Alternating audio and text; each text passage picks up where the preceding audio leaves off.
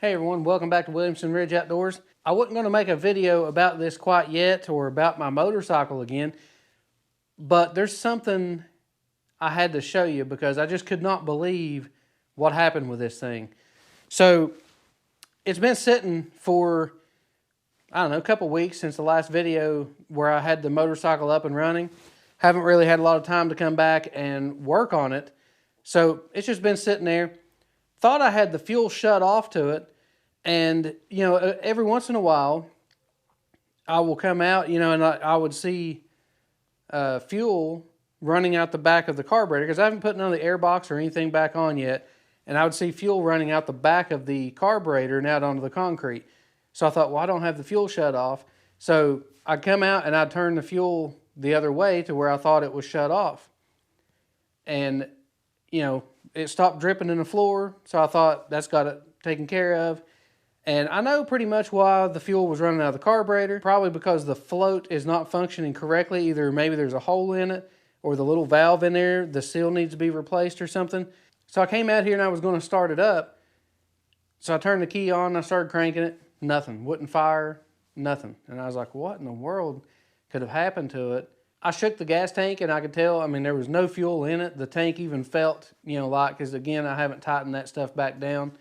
And I was like, well, okay, all the fuel leaked out of it. So then I was thinking, where did the fuel go that was in this thing anyways? Like how, where, it didn't run out of the tank or anything. So I was looking at the side of the motorcycle and I noticed in the little sight glass for the oil level that it was completely black. With it leaned all the way over on the kickstand, that sight glass is black, like you couldn't see through it at all. It was completely covered. So let me show you what happened. This is the oil that came out of there. It is no longer oil, it is gasoline. So evidently, if your float is no good, or your float in your carburetor is not functioning correctly, it was allowing the gas to flow through the carburetor and into the cylinder head, and then down and around the rings in the piston and down into the crankcase. Because what fuel was in the tank, every bit of it went into the crankcase. And if you notice, the little sight window is clear. Well, that was jet black before. The gasoline, it must have been this high in that crankcase. This container, you can see what's in there. This thing only holds about, I think it's like 2.5 quarts of motor oil, and that just brings it up, like into this area on this crank. And when I pulled the plug, that thing drained for I don't know how long before it ever come down to that sight glass. It was crazy. I can't even believe that all that gasoline drained out of the tank and into the crankcase.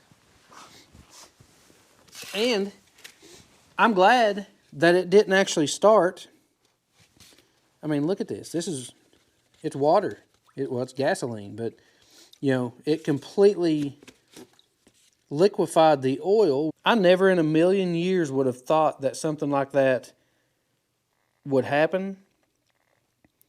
But I'm glad that I caught it before this thing fired. And instead of me trying to go ahead and put gas in it and just fire it right back up again, I was curious about how all that gas that was in the tank got out and where it went to if it didn't go in the floor. I'm pretty sure that if this thing would have fired up with all that gasoline in the crankcase and all that stuff, it could have definitely been a bad, bad thing. If you're ever working on an old motorcycle, that carburetor is key to make sure that that is working correctly before you really start trying to do anything major to it.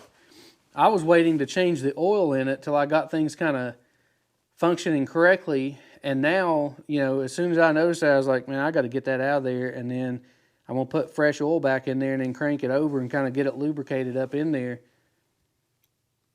But pretty sure I'm going to take the carburetor to somebody that is a professional and have them rebuild that and get the float and stuff in there working correctly. Because I don't want that to happen again, because that could be really bad. I apologize for the lighting on this. It's nighttime. I just all of a sudden at about 7 o'clock this evening decided to start messing with this again. And now it's about 9 o'clock or so. And, you know, it's kind of got dark on me. But I had to show you this.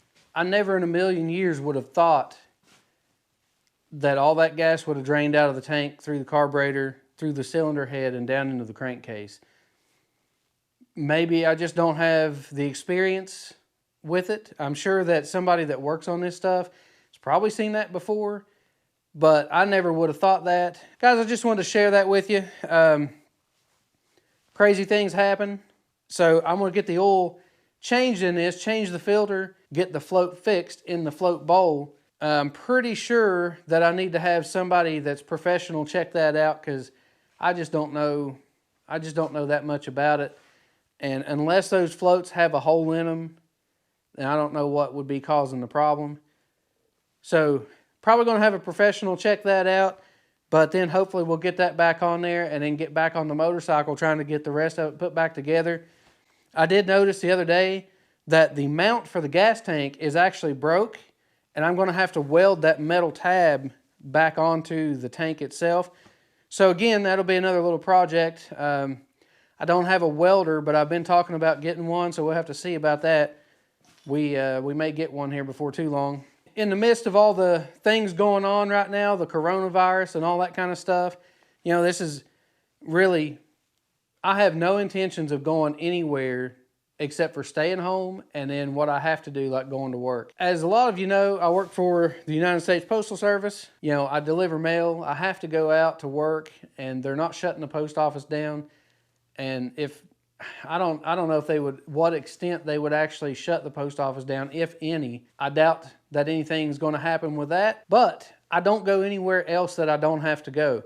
So if I don't have to go to the store, I try my best to not be in any crowds of people.